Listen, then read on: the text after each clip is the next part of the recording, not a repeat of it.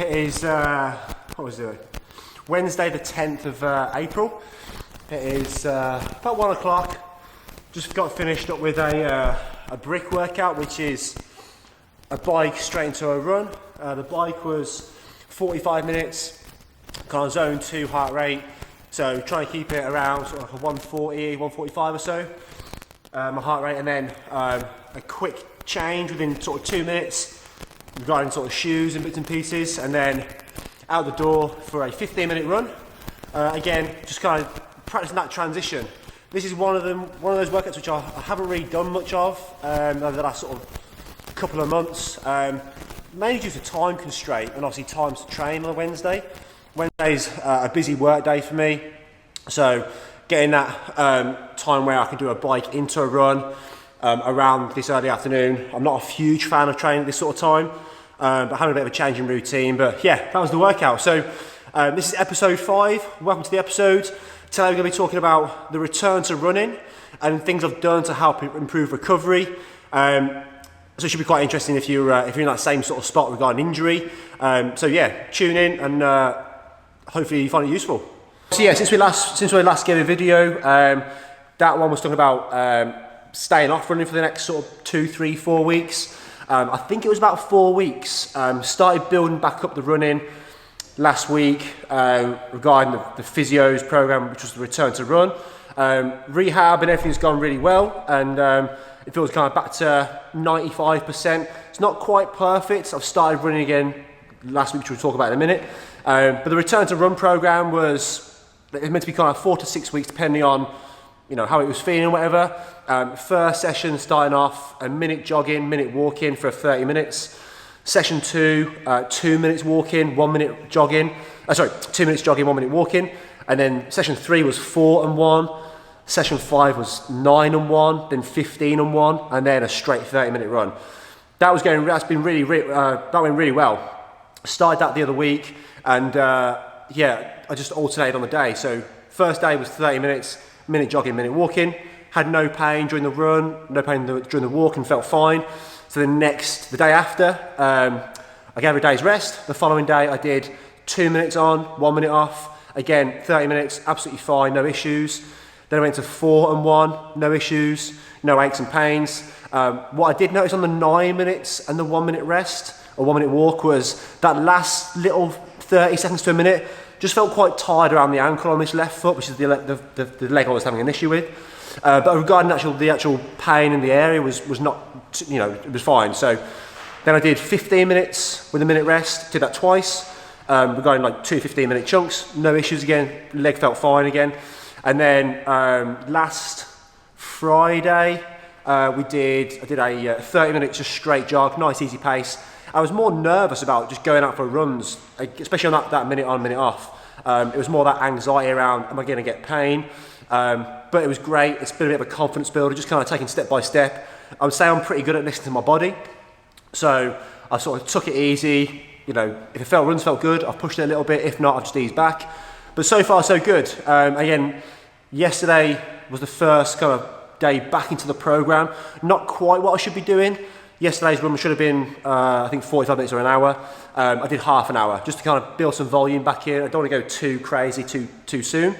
So the next couple of weeks, this is week 7, midway through week 7. So we've got 3 weeks left of this 10-week program, this 10-week cycle. And then the training's going to kick again regarding volume and intensity. So the goal is just to kind of build some back in. It's not quite what I should be doing, but I'm happy just to be outside running again. It feels really, really good. Get some fresh air. Leg feels good. We bought some new shoes, just in case it was the shoes, which we'll go through in a little bit as well. But yeah, so far so good. So it's really nice to be out running again. Did a 45-minute run on Sunday just gone, and that felt fine. So yeah, it's going well so far. So we're back into the training program. And cycling's been good. I think the cycling has massively paid off to how well the run's been feeling. The run just feels like the skill of running's the issue rather than the conditioning. Leg strength feels good. I think just regarding the bike, I've done a lot more biking. Swim's starting to feel really good. Working on some things regarding the swim, and they're all paying off. So yeah, I'm chuffed. And yeah, I can't wait to get back into the full program. Maybe in the next sort of 3 weeks, or maybe even sooner, hopefully. So, but today we're going to talk about what we did for recovery. What I've been doing regarding trying to build that recovery speed back up again and get back to sort of full health regarding the leg. So yeah, that's what we're going to go through today. Today we took delivery of these Precision, in the focus, Precision Hydration electrolyte packet. So I've been using these for the last number of months. I started off buying the tubes, which are just the tablets that you put in your water.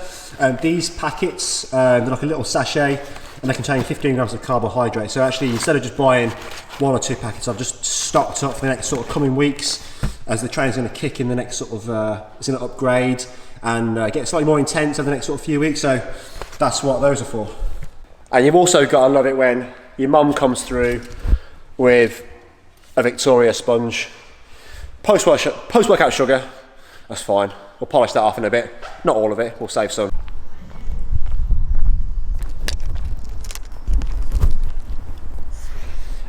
So yeah, this is actually Saturday. This is a couple of days late, so time the last few days ran away with work.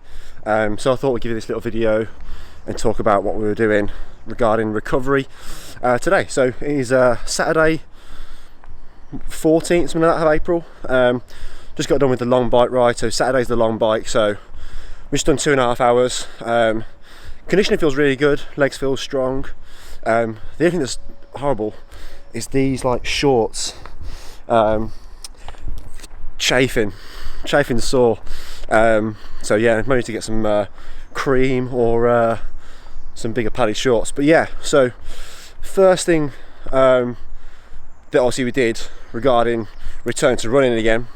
So yesterday I did a 45-minute run, ankle, that sort of area around the front of the muscle where the tendon is. It was a little bit tight compared to the right one, so I know it's not quite right, but I'd say it's like 95% good. But a couple of things we have done, just off the bat, as a bit of a list, was obviously stop running for one, just to completely decrease the volume of running.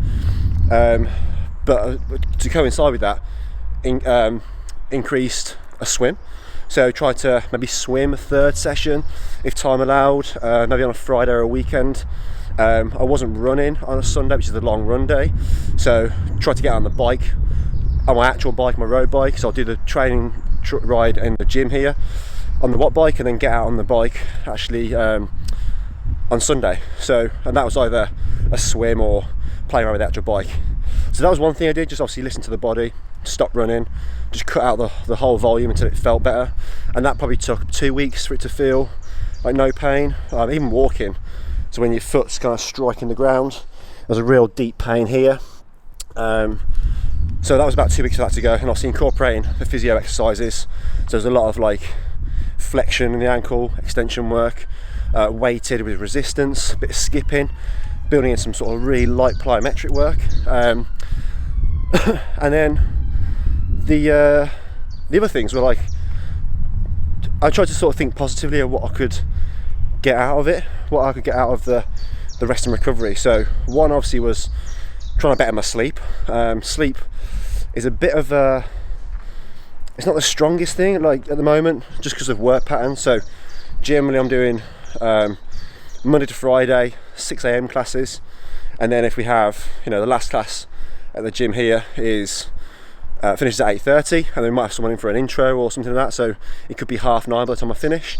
And then obviously getting back, try to alter my food pattern, so I'll usually have dinner after that last class when I get back. But again, eating late combined with a late night and then an early start is not the best. So I've tried to think about what I can do to improve my sleep, and obviously that's just going to bed as soon as I can when I get back from work in the gym, which is generally try and be in bed for 10, and then things like sleeping teas, so like just calming teas, trying not to be on my phone, trying not to be on the computer watching TV, trying to de-stress a little bit from that. So just trying to increase those things regarding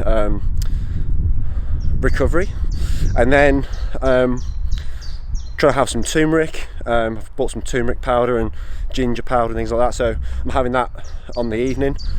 For one, obviously it's just great herbs and spices just for everything you could think of. So it's anti-inflammatory, there's vitamin C, so all these kind of things are going to help reduce inflammation just generally from stress, training stress, whatever it might be. And then I'm going to change hands on my hands. My hand's aching, hold on. Camera's heavy. And then the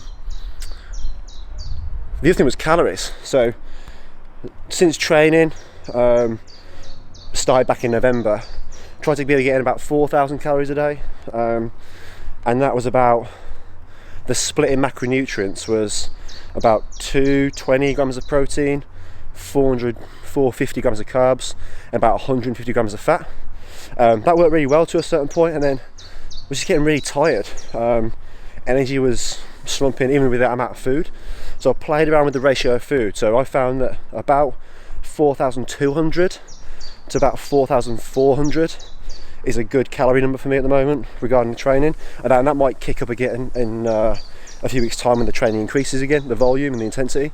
But the split of that now is 250 grams of protein, about 500 grams of carbs, and about 120, 130 grams of fat. So that feels really good. I've incorporated some different starchy foods, so obviously increasing the carbohydrate. So before a long bike session like today, 2 bagels, a banana, some honey, a coffee or something like that. So that feels really good. So about 100 grams of carbs or so in that particular meal. So quite heavy, but I feel quite good on that. So regarding calories, that's what we've been eating. So try to increase my food, increase my protein, increase my carbohydrate, that kind of stuff, and that feels really good. Like I say, I feel energy feels good, feels better in the day. I feel better energy even working, so that's good. I'm more productive in the day as well. I'm not finding that I'm slumping in the afternoon. The other thing I did when I wasn't running was obviously in the gym we do a cardio day, so it's specifically around just building endurance. It's like 40-50 minutes long. It can either be steady state stuff, or it might be some intervals at that sort of steady state. So when I wasn't running, I incorporated that into my routine as well, depending on what day that fell on.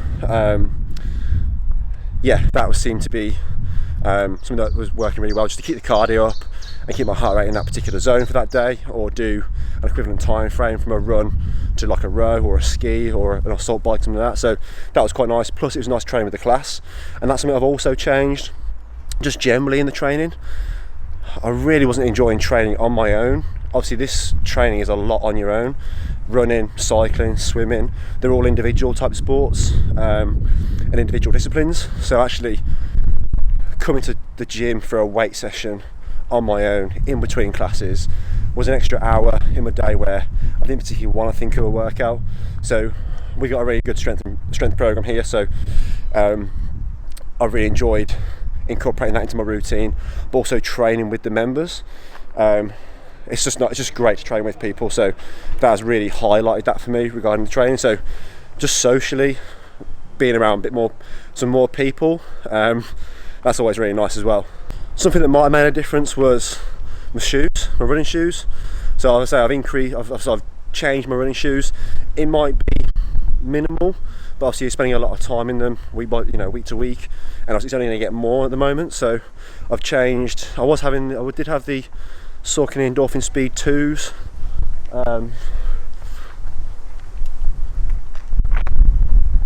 Members just finished a class, and then so I've changed that to the Endorphin Speed 4s. How was your workout? Good, really good. What was the worst? Box Box jumps. Yeah, great. Yeah. Georgia, what was your favourite? Box jumps. Yeah, you gonna say hello? Georgia hates the camera.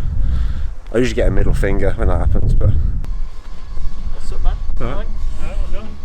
It is now Sunday the 14th of April, and it's taken me ages to film this video. I started on Wednesday, and for some reason time just got away from me regarding work and bits and pieces. So we just come back from a run. I did an hour, which I'm really chuffed about. Managed to get 10k in there. That wasn't the goal. The goal was just to move for the hour and just sort of see how my leg felt more than anything. We ran in the new shoes. So these are the Saucony Endorphin Speed 4s. Really comfy, really, really light, and compared to my other ones, which are the Saucony Endorphin Speed 2s, these are definitely have more of a roll. They've also got the plate in this shoe. and compared to when I put one on from the old pair to this pair on the feet, the old ones definitely feel like they've had maybe their day. So that might have contributed to my foot issue potentially. So yeah, we're going to continue to run these for the next few weeks and just get used to them. So the things we're going to talk about were rest and recovery, listen to my body, and obviously thinking positively about the situation rather than the negative. So I'm someone who's pretty good at listening to their body, especially when there's like a little niggle going on. I'd say I was pretty knowledgeable about how to tweak certain things, but having a niggle like this, which I've not really had for a number of years, it can be a thing where it kind of gets you down. So the first thing I was doing was just listening. So on a Monday, for example, that's meant to be a strength training day. I play that day by ear. So the last few weeks I've kind of given myself a complete rest day, rather than doing any sort of mobility or stretching or anything like that. That was something I was just playing by ear. Again, definitely regarding the strength stuff. So I was usually doing sort of 2 days a week of strength training rather than 3 the last couple of weeks, just because I wanted to give myself that time away from training stress, and just concentrate on a bit more recovery. So that's something that I did tweak regarding how I was feeling really on the day. So I planned to train. If it didn't feel like it, I didn't put pressure on, didn't kind of force that if it didn't feel like it, and then I've just tried to work hard on the other days, which I would do usually anyway. The last thing would be thinking positively about the situation rather than letting it get me down and thinking of that in the negative. So rather than thinking about, I've got this niggle going on, I can't do this, I can't run, I can't do that, I've tried to think of what I can do and what I can control to help improvement. So like I say, I've changed my calories, increase that, try to look at adding in different supplements or different sort of healing foods, if you call them. So fish oil, vitamin D, took some vitamin C, turmeric, ginger, all these things. I tried to get into my diet more, improve my sleep, any little advantage I could take and not focus on the negative. I've tried to take that and try to control that. So obviously I can tweak my training program like I mentioned, I can change other bits and pieces regarding that, but obviously there's a certain point where actually a healing process is a healing process, and it's got to kind of take its course. So within that sort of 4 or 5 weeks, I have changed a number of different things like we've already talked about in the video, but thinking positive is one of those. And one of the two main reasons, I suppose, one was I want to have a fast recovery, I want to have a speedy recovery so I can get back into the training program and get the most out of it. And the other thing was, we've had members in the gym who've had serious health issues, or operations of bits and pieces, and they've come back stronger because they've had a positive mindset around it, rather than obviously dwelling on the negative situation, which it is or was. They've kind of come back and they've constantly thought positively or done exactly what we've done, like what can you control and have a positive outcome. So those are kind of two, or that was the main kind of inspiration, I suppose, as well as me just kind of wanting to get back to the training as ASAP. So yeah, hopefully that's kind of behind us now regarding the leg niggle. It's not 100% like I mentioned, but it's getting there, definitely getting there. So I'm chuffed with that, and I'm chuffed with the progress we've made the last few weeks. The run definitely doesn't feel as easy as it was going about 5 weeks ago. So it's definitely something like the skill of running feels a little bit alien again, but today was a really nice run, so it felt good, felt strong.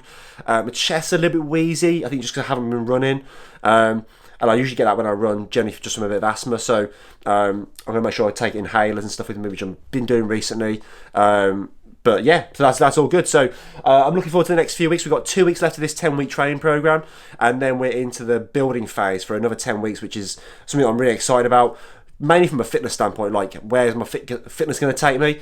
I'm interested in sort of all the little data and stuff on the watch and the Garmin bits and pieces. So I'm interested in how I feel, and yeah, so we've got 2 weeks left. We're going to build this. This week's a deload week, so I'm going to go back to sort of 30 to 40 minutes running, and the following week we're going to go back to sort of like an hour. So we're going to do a bit of a deload this week. Weight sessions in the gym are going to be the same. I'm not going to deload those. I'm just going to obviously deload the intensity of the cardio side of things. The time frame is a little bit lower, so the bike is 2 hours rather than 2.5. Just little tweaks here and there to the training volume this week. So 2 weeks left. First one's a deload. Next one's a bit of a kick in the 2 weeks. Yeah, 2 weeks I think it is. Yeah, it's week 8 tomorrow. So we've got 2 full weeks. First one's a lighter one, or a deload. Next one's going to be a slightly more intense one before the next phase of training kicks in, which I'm excited about. So hope you enjoy the video, and we'll see you on the next one.